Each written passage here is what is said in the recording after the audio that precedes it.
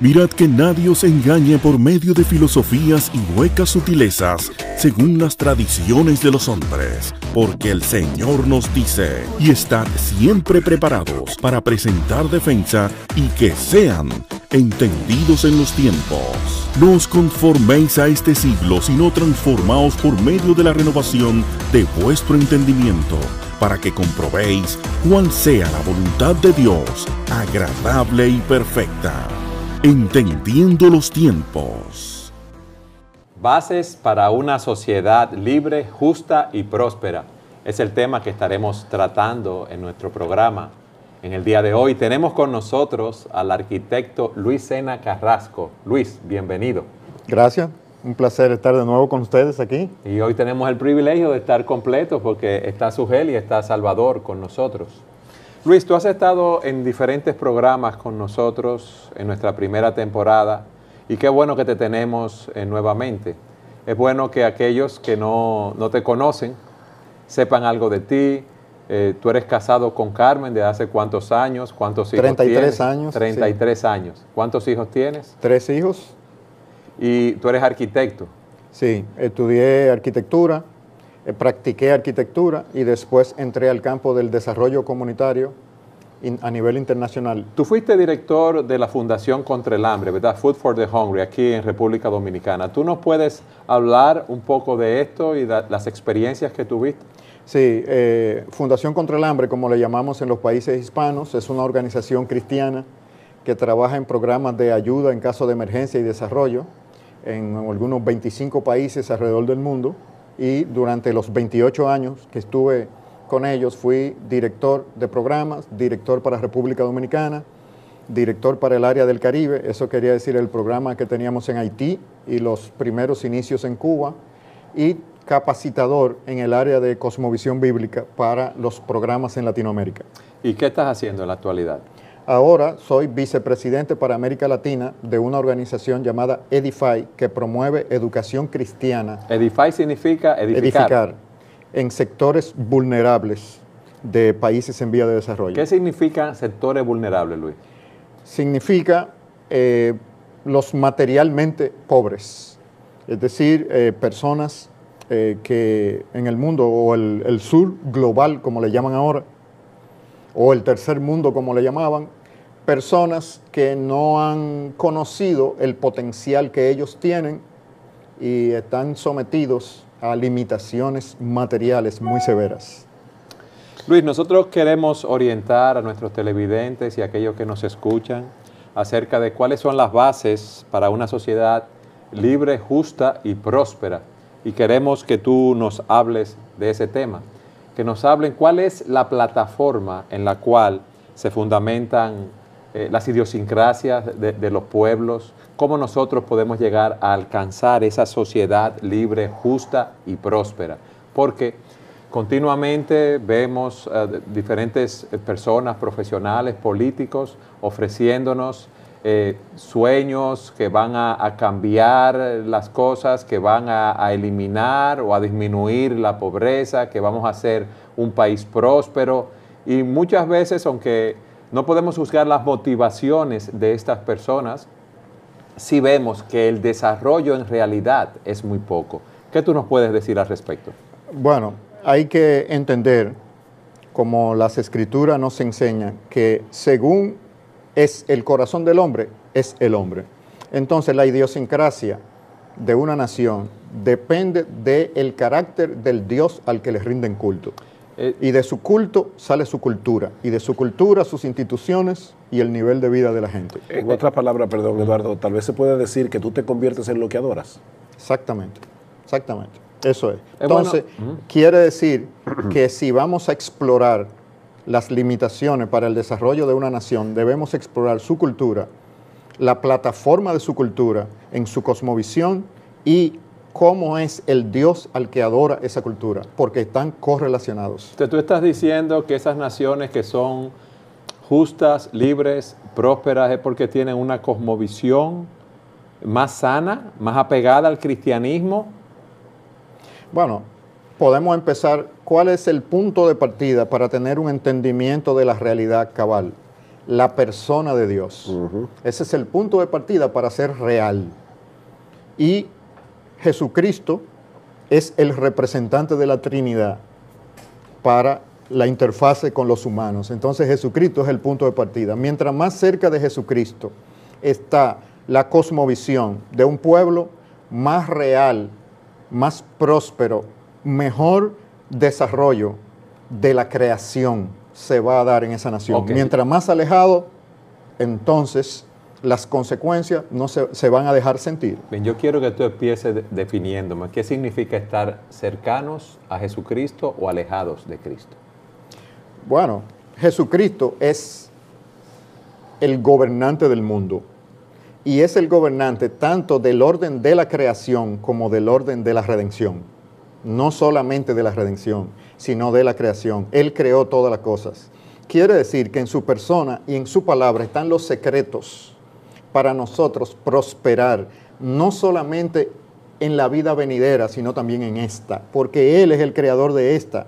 Él tiene todos los secretos de cómo funciona la familia, el matrimonio, el gobierno civil, la economía, el arte, la belleza. Él es la clave.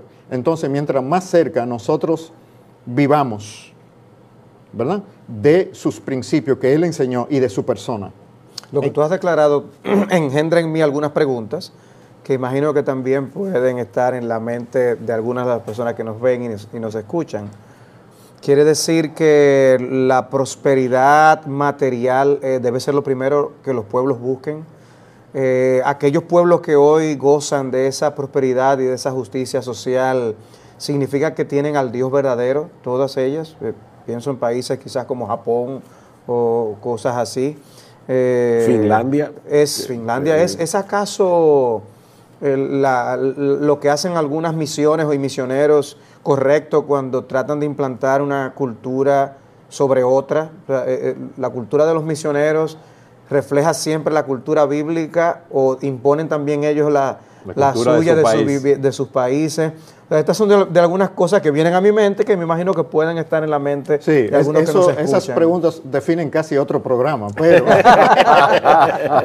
pero en esencia tenemos que ir a la Escritura. La cosmovisión del reino de Dios está reflejada en las Escrituras. Entonces, lo que es desarrollo y prosperidad de las naciones tiene una imagen en lo que Dios diseñó para su pueblo Israel en el Antiguo Testamento. Entonces, el bienestar de los humanos a la luz de la Biblia es integral, no es material, no es espiritual, no es material, es integral. Entonces, basado en el pacto de la relación con Dios, Dios bendijo a la nación de Israel de una manera integral. Ese es el sentido del desarrollo. Por eso, nosotros como occidentales tenemos que corregir qué es lo que es prosperidad y bienestar social, porque estamos muy influenciados por el pensamiento materialista de Occidente. Bíblicamente es integral y bíblicamente lo podemos consolidar en el concepto hebreo de shalom. O sea, que no es un consumerismo. No es material. O sea, lo material, como en la creación, está incluido, pero es espiritual, es mental, es eminentemente relacional. Lo material es lo último. De hecho, una persona que carece de una buena relación con Dios, de una buena relación con sí mismo y de una buena relación con el resto de las personas, y lo único que tiene es dinero, es un pobre. Es una persona pobre que lo único que tiene es dinero. Porque no tiene ese shalom, vamos a decir, esa riqueza integral en todos los aspectos, como tú estás diciendo. Entonces, cuando hablamos de prosperidad, cuando hablamos de justicia, cuando hablamos de libertad, tenemos que usar un concepto bíblico. Entonces, ¿qué ha pasado con las naciones que conocemos en la historia? Que se han beneficiado de los propósitos redentivos de Dios, unas directamente y otras indirectamente. Ahora bien, han tratado de no dar la gloria a Dios y se lo asignan a procesos materialistas, desarrollo científico, tecnológico, pero eso es simplemente para enmascarar una verdad. Quizá, perdón Eduardo, para poner un ejemplo, los Países Bajos. Nosotros tuvimos hace más de 100 años atrás a un hombre como Abraham Kuyper, que fue primer ministro de Holanda. Los Países Bajos se beneficiaron enormemente de la del impacto de la reforma y cómo impactó la cosmovisión de esos países. Hoy día son países que se han alejado completamente de la fe cristiana y que aún son antagonistas de la fe cristiana, pero como yo creo que tú mismo me dijiste una vez en una conversación informal, ese árbol, esas raíces son tan fuertes que aunque el árbol se haya alejado, todavía esas raíces siguen produciendo frutos, Sí. fruto de una sociedad ordenada. Tenemos que tener cuidado de saber diferenciar entre lo que predican algunos evangelistas de la prosperidad en el día de hoy, de lo que Luis está hablando, de lo que estamos hablando en este programa. Porque una cosa es que una nación sustentada en una base de realidad correcta, comenzando con la existencia y el gobierno de Dios y cómo eso tiende hacia la prosperidad. Otra cosa es decirle a una persona, si tú te conviertes al Señor, tú vas a ser rico, tú vas a tener una casa grande, tú vas a tener un buen sueldo, tú vas a tener una buena salud, porque no es de eso que estamos hablando.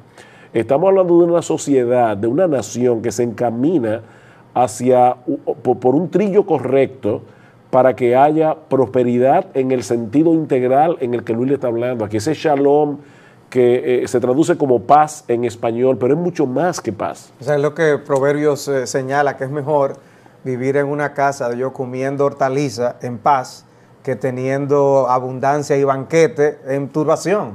Yo puedo tener todas las exquisiteces que puedan existir, pero eso no es shalom. A mí me gustaría que Luis ahora nos pusiera un ejemplo de un pueblo que se ha desarrollado, un país, una nación que se ha desarrollado porque tiene una cosmovisión cristiana. Para mí, el mejor ejemplo, Sugel mencionó los Países Bajos. sí, para mí el mejor ejemplo son los Estados Unidos. No hay nación perfecta. Dios trabaja a través de generaciones y no le estamos asignando a la presente generación de los Estados Unidos la historia de los Estados Unidos, entendiendo eso. Pero el proceso de cómo esa nación vino a ser, Por los fundamentos, por las raíces. los fundamentos y las personas que primero habitaron ahí, fueron influenciadas por una cadena de acontecimientos y de ideas que provienen de la Reforma Protestante, sobre todo en la forma que se desarrolló en Ginebra bajo Calvino. Y la línea de Ginebra a Inglaterra y Escocia, bajo el movimiento de los puritanos. Y de ahí a Holanda, y desde Holanda e Inglaterra hacia las colonias en Norteamérica, es el origen del desarrollo, prosperidad y bienestar de la nación norteamericana. Ahora, es interesante que los peregrinos que fueron, los emigrantes, eran personas pobres, quienes tenían los contratos de la colonia con el gobierno británico eran acomodados, pero los que fueron a trabajar en la colonia eran personas pobres como pobres de cualquier nación. Ahora, ¿dónde estaba su activo? Su activo principal estaba en las doctrinas que ellos habían aprendido de sus maestros puritanos, que les había dado una cosmovisión de lo que una nación libre debía ser. Y ellos entendían claro que debía ser una nación donde hubiera libertad para adorar a Dios. Y para que hubiese libertad para adorar a Dios, el perímetro que había que trazar era un perímetro político, porque no podía ser una monarquía. Ellos venían de la iglesia de Inglaterra y estaban tratando de alejarse de la iglesia de Inglaterra, entendían bien lo que era un absolutismo político y su influencia sobre el evangelio. Entonces tenían claro, adorar a Dios en libertad requiere proteger al evangelio con un límite político. Por eso crearon una nación con separación de poderes y donde el trabajo y la ética protestante del trabajo desarrolló el potencial de las personas y a través de las generaciones entonces vemos esa prosperidad. O sea que hubo tres elementos, una ética y un carácter piadoso en los individuos. Libertades públicas. Esa ética y carácter piadoso, ¿tú te estás refiriendo a que tenían una relación personal con Dios? Sí, y un sentido de relación con Jesucristo, no mediado a través de la iglesia, sino directamente con Jesucristo. ¿Qué significa eso?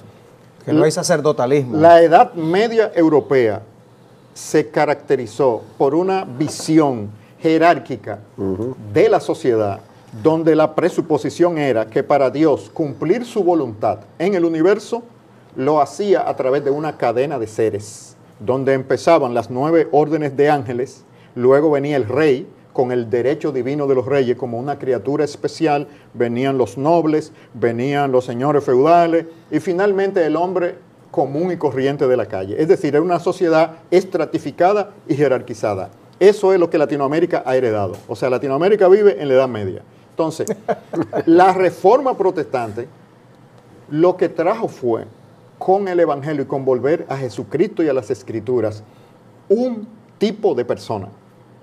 ¿Qué tipo de persona produjo? Produjo una persona libre en Jesucristo. Y esa libertad en Jesucristo desarrolló el potencial de hombres y mujeres como nunca. Por eso los países de Europa del Norte se desarrollaron no solamente espiritualmente, sino en todas las áreas de la creación. Desde Rembrandt, Van Dyck, las artes, los sistemas políticos, los sistemas militares se volvieron las naciones más prósperas por la semilla del Evangelio que se sembró ahí.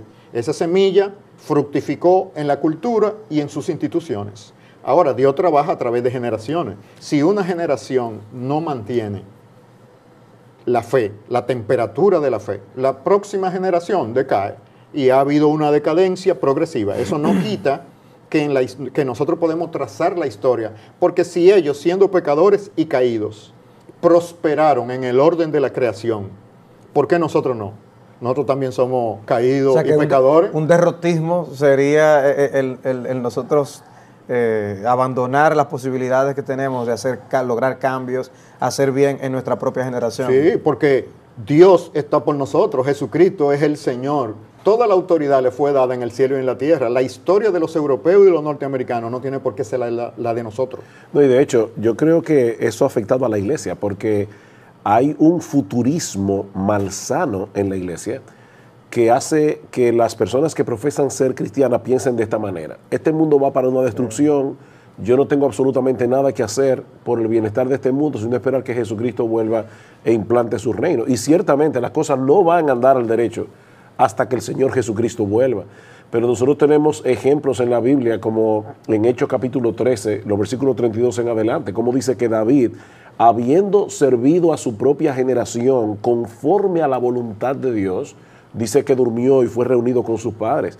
Conforme a la voluntad de Dios, David, en los dones, talentos y oportunidades que Dios le dio, él sirvió a su propia generación. Pero hay una idea como la del individuo que llega a un hotel y se va a pasar la noche ahí. Tal vez no le guste el empapelado de las paredes, pero él no va a llamar a un decorador de interiores para que le decore la habitación porque él se va al otro día. Entonces, esa idea de nosotros ya pronto nos vamos de aquí y por lo tanto no tenemos nada que hacer, que el mundo siga su curso, siga su derrotero y nosotros esperaremos tranquilos observando desde fuera cómo se deteriora la nación en lo que esperamos la segunda venida de Cristo. Esa forma escapista de pensar no es conforme a las Escrituras. Y no es conforme al pensamiento de los reformados. Lutero tiene una cita famosa que se alinea con ese principio. Y él dijo, si yo supiera que Jesucristo viniera mañana, hoy yo plantaría un árbol. Diciendo, lo que Dios me mandó hacer, yo tengo que hacerlo hasta que Él venga. Entonces, ese futurismo apocalíptico, característico de las épocas de frustración y de escape, no es característico de la Escritura ni del pueblo de Dios cuando ha tenido una espiritualidad robusta. Tú has hablado de las bases has empezado a plantearlo en función de la cosmovisión cristiana para una sociedad libre, justa y próspera, y dijiste algo sumamente interesante, que en ese sentido, a la luz de la reforma protestante y el avance que trajo en muchos países del norte de Europa, América Latina está viviendo en ese aspecto como en una edad media. Yo quiero que tú abundes más sobre ese punto en nuestro próximo segmento. Siga con nosotros en su programa Entendiendo los Tiempos.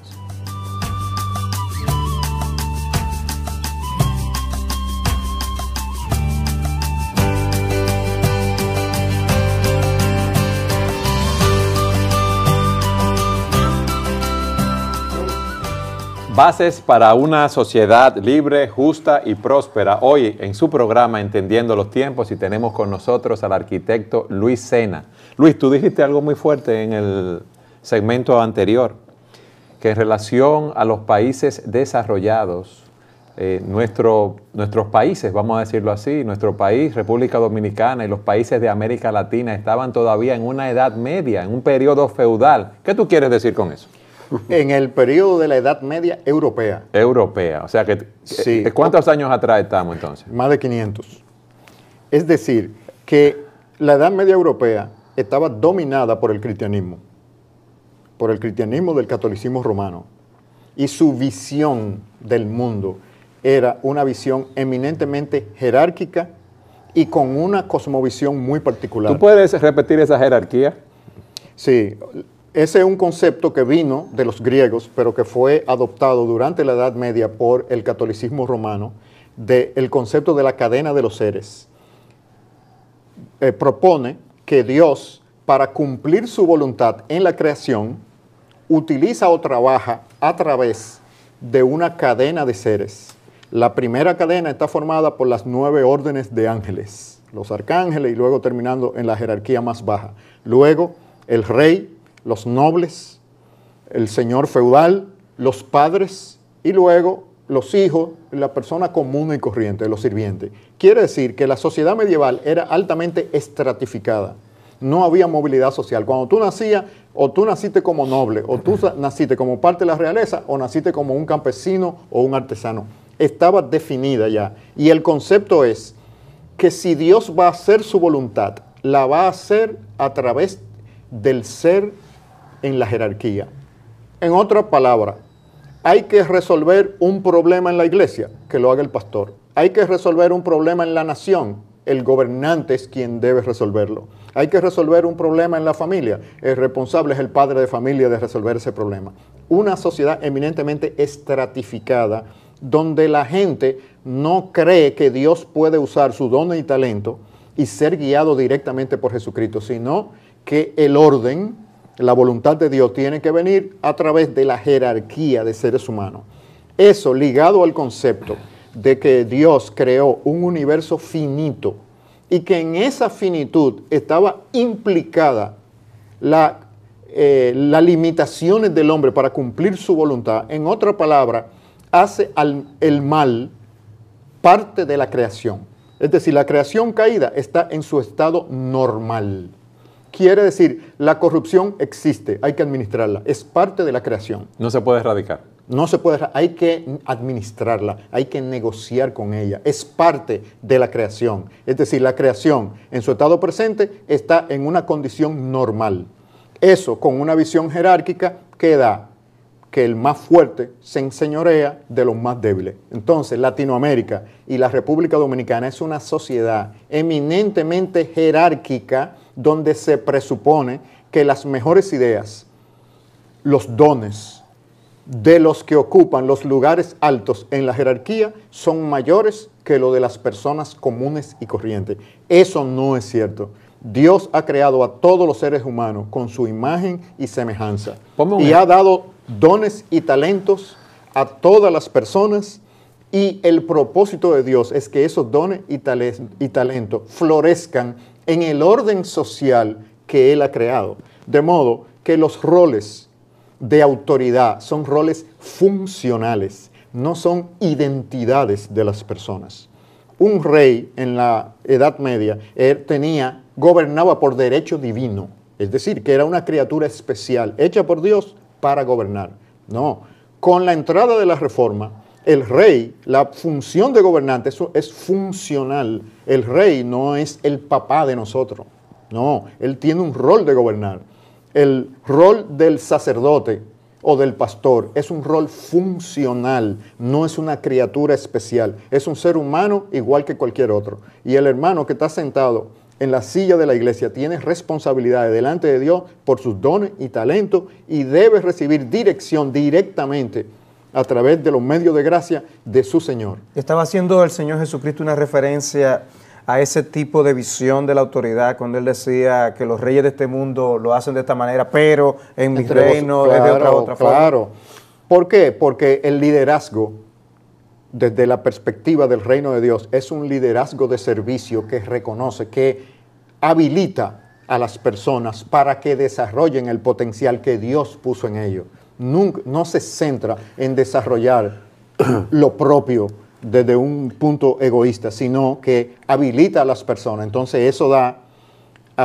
Entonces, Latinoamérica, volviendo a la pregunta, vive en un concepto donde son los gobernantes nuestra esperanza para sociedades libres, justas y prósperas. No es cierto. Bíblicamente, los responsables son los ciudadanos. Lo que hay en la mente y en el corazón de los ciudadanos determina lo que la nación va a hacer. Entonces, ese concepto mesiánico de que el gobernante que va a resolver todos los problemas de la sociedad, va a eliminar la pobreza, va a ayudar a todo el mundo. Edad media europea, más de 500 años de atraso. Yo voy a decir, oyendo a Luis hablar, que es penoso ver cómo un evangelio mal predicado, un evangelio diluido, un evangelio distorsionado, ayuda o contribuye, más bien no ayuda, contribuye a mantener ese statu quo en vez de transformar. Porque hoy día en las iglesias muchas veces los pastores asumen una posición casi divina, donde los miembros no tienen derecho a pensar por sí mismos, y eso es terrible.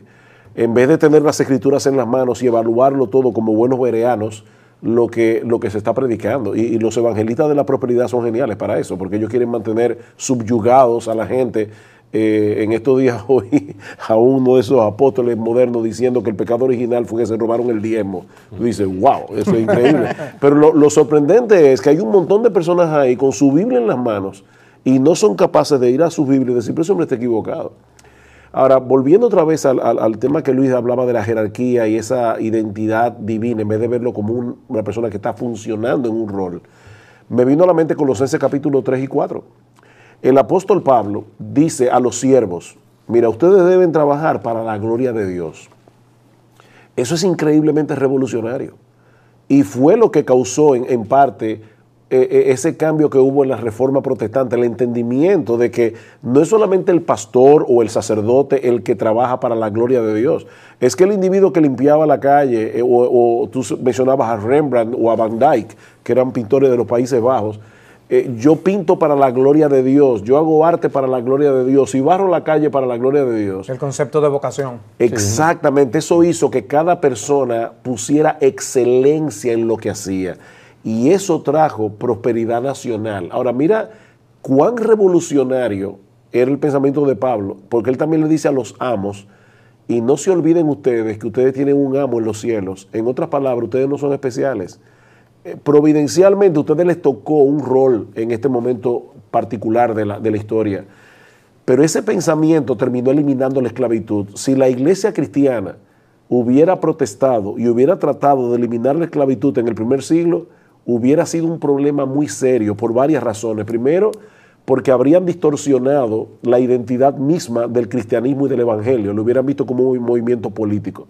Pero en segundo lugar, Dios fue tan sabio que si tú hubieras eliminado de golpe y porrazo la esclavitud en el primer siglo, hubiera creado un increíble problema social, porque la sociedad estaba diseñada para funcionar de esa manera.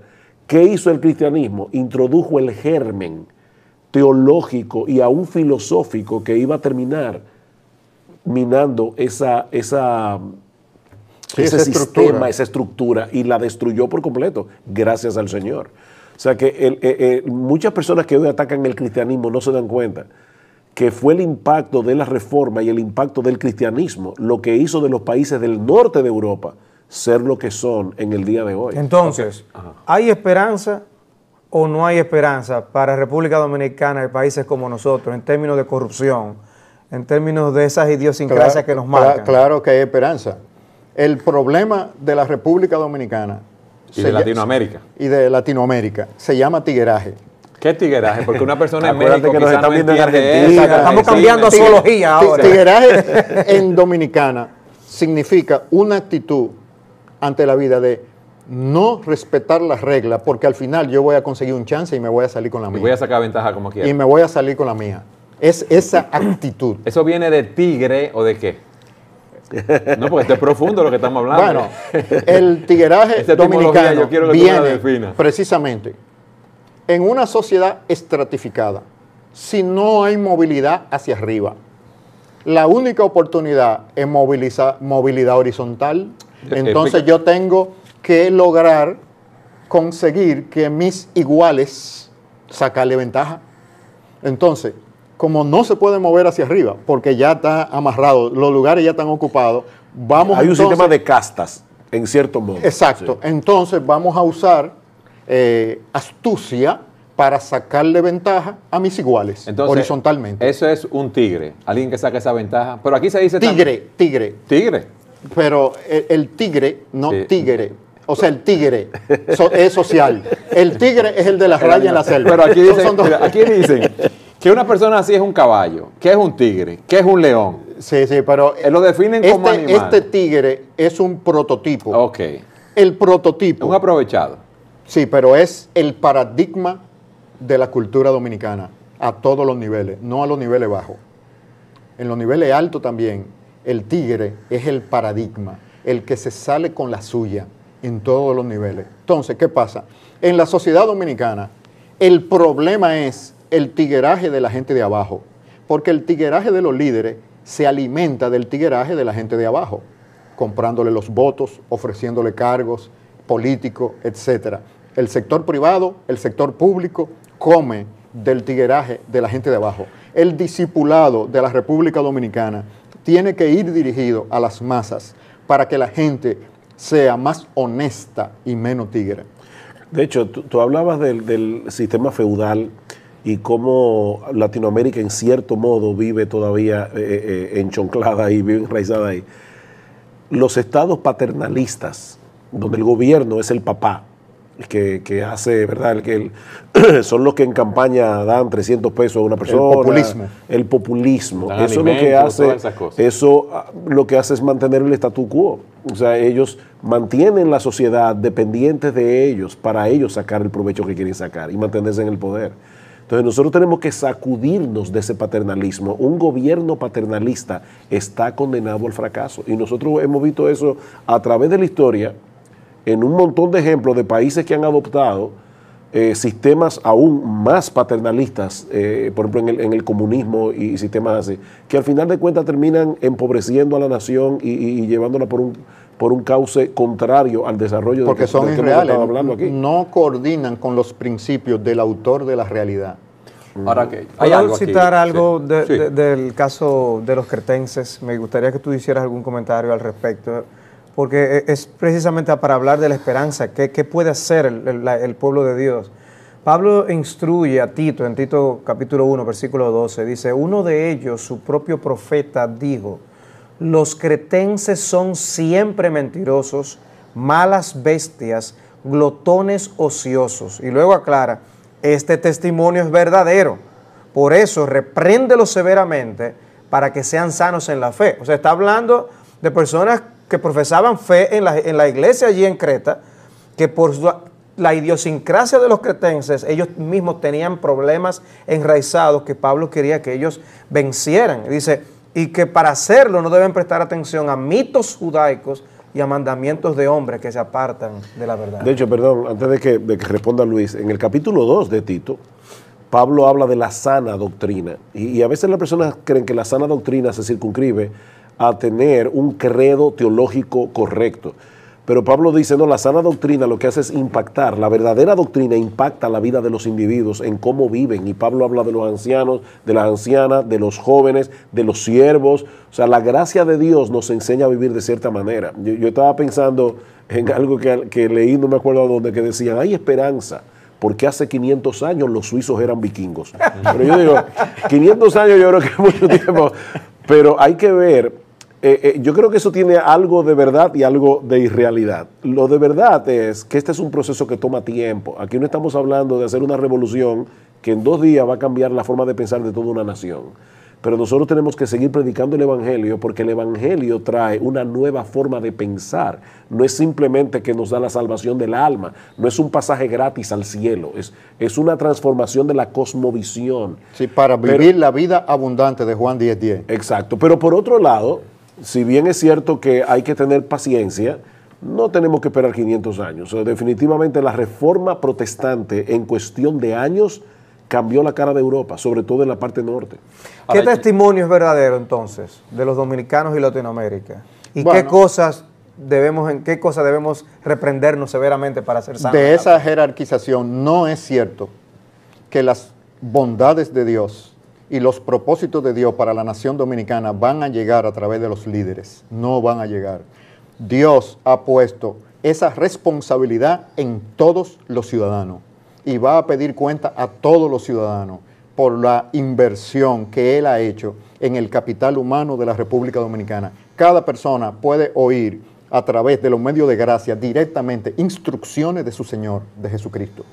Y Jesucristo le puede decir a una persona, mira, yo quiero que tú termine con la corrupción en la República Dominicana, como le dijo a Wilberforce, yo quiero que tú termine la esclavitud en Inglaterra.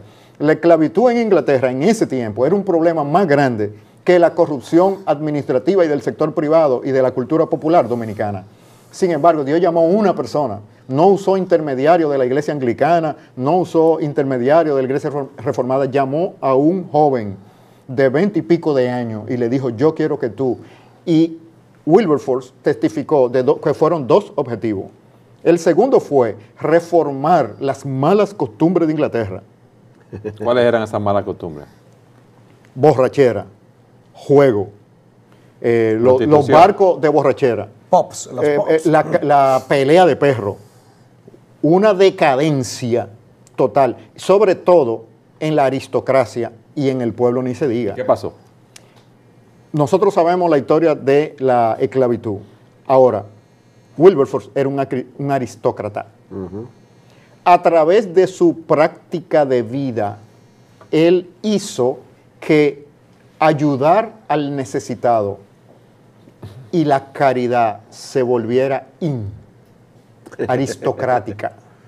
Estuviera de moda, eso es el Exacto. Entonces la aristocracia comenzó a imitar ese comportamiento del señor Wilberforce.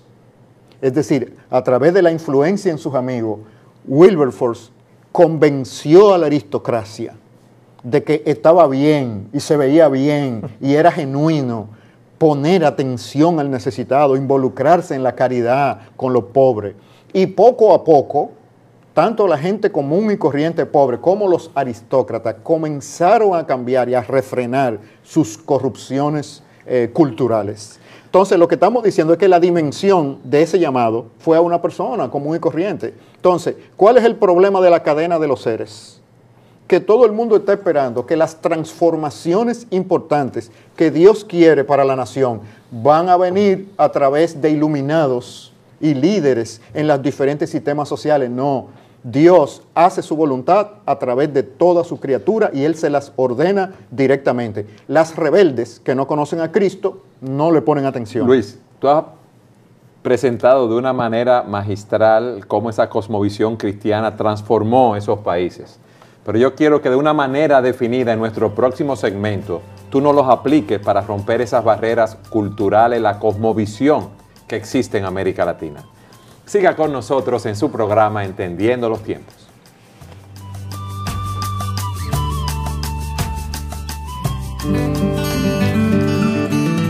Y ahora, los recomendados. En lo recomendado para hoy tenemos el libro Discipulando Naciones, el poder de la verdad para transformar naciones, de Darrell Miller.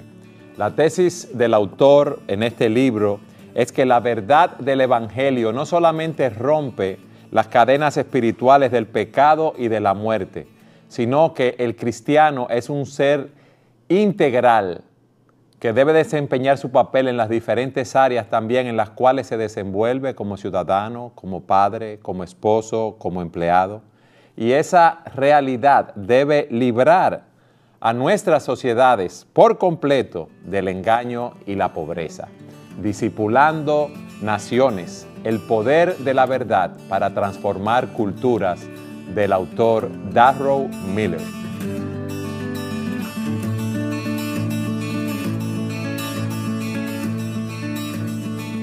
Bases para una sociedad libre, justa y próspera es el tema que estamos tratando hoy con el arquitecto Luis Sena. Luis, tú nos decías que los países que tuvieron un gran florecimiento, se desarrollaron, era porque tenían una cosmovisión bíblica, y nos has explicado lo que ha sucedido en nuestro país y en América Latina, que en cierto sentido estamos viviendo un tiempo de una época, una edad media, una época feudal europea.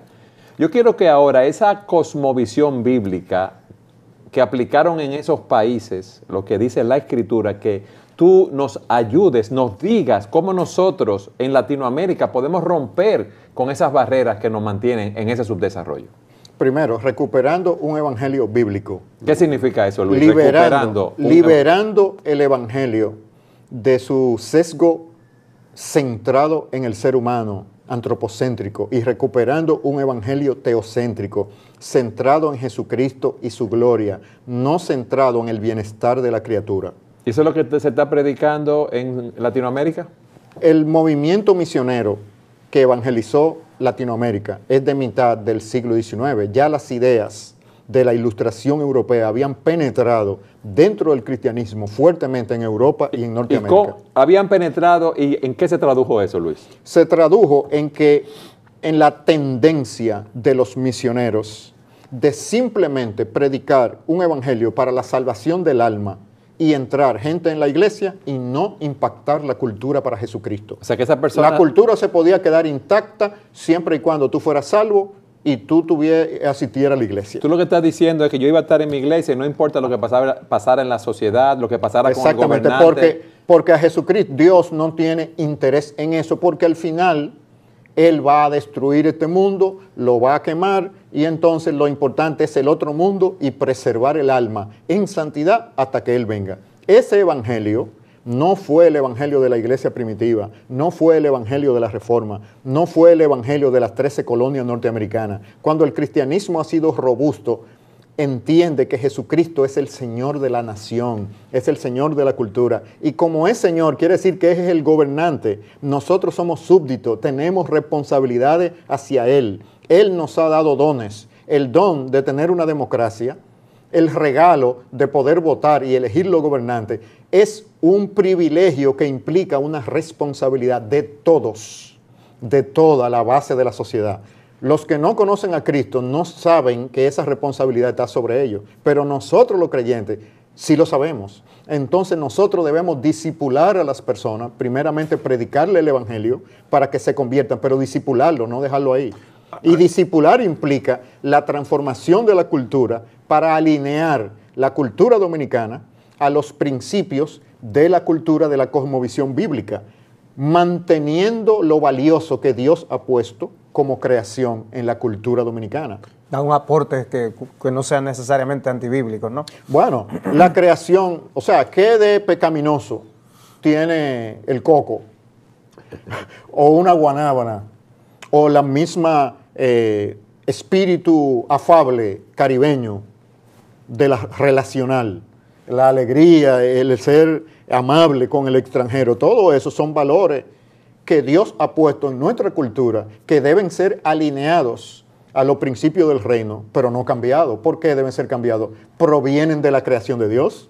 Entonces la creación de Dios tiene ya un orden creacional que la gracia del evangelio recupera ese orden. Entonces, si nosotros vamos a hablar de transformación en la República Dominicana, estamos hablando de la gracia de Dios alineando la cultura de la República Dominicana a los principios de su palabra. Y eso tiene implicaciones en todas las esferas. Pero primero tienen que corregir la moralidad pública de las personas comunes y corrientes. Porque al final lo que determina la temperatura moral de una sociedad, que es la plataforma de sus instituciones y de su desarrollo, es el carácter moral de los ciudadanos. No lo que profesan de boca, sino lo que tienen en su corazón. Y eso implica que las presuposiciones, como las que hemos hablado, jerárquicas, y de que sacarle ventaja al otro, y de que el líder es el responsable de mi bienestar, no es así. Debemos predicar un evangelio centrado en Jesucristo, donde las personas sean dirigidos directamente por su Señor.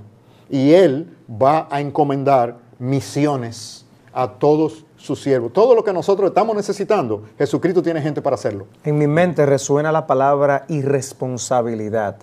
O sea, rehuimos a nuestras responsabilidades porque o echamos la culpa a lo que los líderes hacen o dejan de hacer, y nosotros decimos, yo no tengo nada que hacer. Esa es la consecuencia, es igual que en una empresa. En una empresa, si el jefe es un autoritario, te paga poco. Entonces, algo se dañó, el que lo resuelva. Él te dio una orden, tú no discutes. Tú sabes una mejor manera de hacerlo. Pero como él es un autoritario, Que no pues da lo voy a hacer participación. como lo hizo él. Y si se dañó, bueno, jefe, yo hice lo que usted me mandó. ¿Qué más? Entonces, ese no es el empleado que necesitamos. Necesitamos el empleado con una ética de trabajo bíblica, que sabe que el ejercicio de su profesión y su don, aunque trabaje para una empresa de inconversos, etcétera, es un aporte a su Señor, y que para su Señor está haciendo ese trabajo, y que la perfección y la meticulosidad de ese trabajo es su momento de adoración a Dios diario. Eso qué fue, buena frase, repítelo otra vez. que es un momento de adoración No, diario. la meticulosidad, ¿cómo fue? En su trabajo. Esa solamente- dedicación, esa... ¿Sabes qué pasa, Salvador? Eso no se puede repetir. No se puede repetir. Ay, Eso ay, es un ay. momento De hecho, inspiración. eso fue lo que hizo el desarrollo económico de Europa del Norte. Fue lo que produjo. Los holandeses se convirtieron en los fabricantes de barcos por excelencia. Holanda, los Países Bajos, llegaron a tener unos niveles de virtuosidad en el trabajo que todavía hoy es proverbial en algunos Y grupos. uno lo ve en el arte, o sea, los pintores holandeses llegaron a un nivel de perfección impresionante. Y aún, ¿cómo cambió el arte? Porque en la Edad Media se pintaban santos, se pintaban vírgenes. De repente los pintores de los Países Bajos, los pintores flamencos, comenzaron a pintar seres humanos comunes y corrientes. Bodegones. Una lechera, Sí. un carnicero, porque todo el mundo era digno de ser plasmado en una obra de arte, porque ellos estaban haciendo lo que estaban haciendo para la gloria de Dios. Exaltando la creación de Dios para ennoblecer la vida humana. Entonces, como nosotros vemos,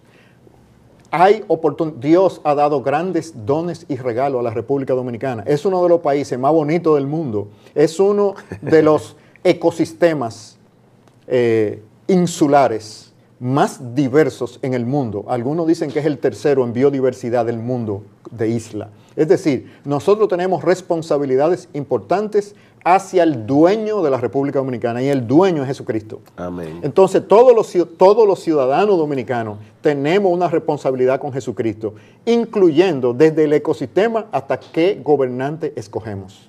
Es una responsabilidad de todos nosotros. Entonces, si el ciudadano común entiende los valores del reino de Dios, aunque no los comparta, pero entiende que le llevan a la prosperidad porque los cristianos los modelan, nuestra nación será transformada. Ahora bien, como todos los edificios complejos, eso no se va a poder hacer en una generación. Y a la de nosotros ya le cogió la hora. El chance está en la nueva generación. Nosotros tenemos que dedicarnos insistentemente a formar la nueva generación de cristianos que tendrán la responsabilidad de definir el perímetro que proteja al Evangelio y al reino de Dios en la República Dominicana. Luis, ¿cómo vamos a formar esa nueva generación de cristianos que desempeñen su papel en sus profesiones, como miembros de la sociedad, a la hora de elegir un congresista, a la hora de elegir un presidente, como empleados trabajando primero para la gloria de Dios y subordinándose a la autoridad que tienen sobre ellos también, haciendo las cosas de la mejor manera posible, no perdiendo tiempo en su trabajo, no barajando, como decimos nosotros? ¿Qué debemos hacer? Hay tres instituciones que definen la manera de pensar de una sociedad: la familia, la iglesia y la escuela. Ese punto es Entonces, ¿qué debemos hacer en esas tres áreas? La iglesia es el reflector de donde emana la luz. Debe permear a la familia y a la escuela. Tenemos que promover la educación cristiana integral, con integración bíblica sólida, que prolifere como alternativa a la educación pública, y hay que enseñar a las familias el orden bíblico de lo que es una familia cristiana, y eso pasarlo a los vecinos. ¿Cómo fue que el cristianismo impactó la familia dentro del Imperio Romano? No fue predicando. El cristianismo era una minoría perseguida, no podía predicar públicamente. ¿Qué pasa? El modelo de familia, de esposo y esposa cristiano, al ser practicado, los paganos querían mujeres que sus esposas fueran como las esposas de los cristianos. Y las mujeres paganas querían que sus esposos fueran como los esposos cristianos. A la luz del testimonio. Y eso modeló una ética en la familia, transformó la familia romana en una familia alineada, no perfecta, pero más alineada a los propósitos del reino de Dios, y transformó la vida dentro del Imperio Romano. ¿Por qué? Porque los roles bíblicos comenzaron a ser vividos. Los vecinos lo veían, los amigos lo veían y querían ser así. Nosotros tenemos que cultivar un tipo de piedad bíblica que por sus acciones, no por su palabra, la gente quiera ser así. Lo que pasa, Luis, es que tú mencionabas la escuela o la universidad, es que estamos otra vez en un círculo vicioso. Los cristianos, sobre todo a principios del siglo XX, asumieron una postura muy antagónica a todo lo que fuera intelectualidad, porque decían eso es contrario a la fe y eso a la larga termina minando la fe. Se retiraron de la palestra pública, se retiraron de las universidades, se retiraron de las escuelas, dejaron eso en manos de los inconversos. La iglesia no está predicando de tal manera que equipe a los hombres que están allí para que vuelvan a asumir esas posiciones y eduquen a nuestros jóvenes con una convicción diferente. Hoy día la palabra genízaros no nos dice nada. En la Edad Media, cuando dicen ahí vienen los genízaros, la gente se espantaba. ¿Quiénes eran los genízaros? Los musulmanes tomaron de los países cristianos, o que no eran musulmanes, tomaron a los niños y los secuestraron, los educaron como musulmanes. Y eran ellos los que después atacaban a esas naciones. Esos eran los genízaros. Eran muchachos que habían nacido en hogares cristianos, lo habían arrancado de su hogar, los habían educado como musulmanes y luego atacaban la fe cristiana. ¿Saben qué es lo que está pasando hoy día en las iglesias? Que nosotros estamos llenos de genízaros. O sea, nosotros estamos mandando a nuestros hijos a las escuelas, a las universidades, a ser entrenadas por ateos, por agnósticos, por personas que tienen una cosmovisión completamente diferente a la nuestra, y estamos perdiendo esa próxima generación. Y mientras tanto, ¿qué estamos haciendo los cristianos? Llorando en una esquina por el mal que está ocurriendo en las escuelas y en las universidades, en vez de asumir nuestro papel y hacer lo que tenemos que hacer. Sí. Entonces la nueva generación es la clave, y eso va a requerir un trabajo insistente y muy direccionado, porque el tiempo de nuestra generación se está acabando. El tiempo es breve, y si queremos tener una sociedad sobre unas bases bíblicas, si queremos tener una sociedad libre, próspera y justa, debe ser en función de una cosmovisión bíblica donde cada ciudadano, cada creyente debe asumir su rol y su papel. Luis, gracias por haber estado con nosotros. Un placer. Y gracias a ustedes por haber estado con nosotros en su programa Entendiendo los Tiempos.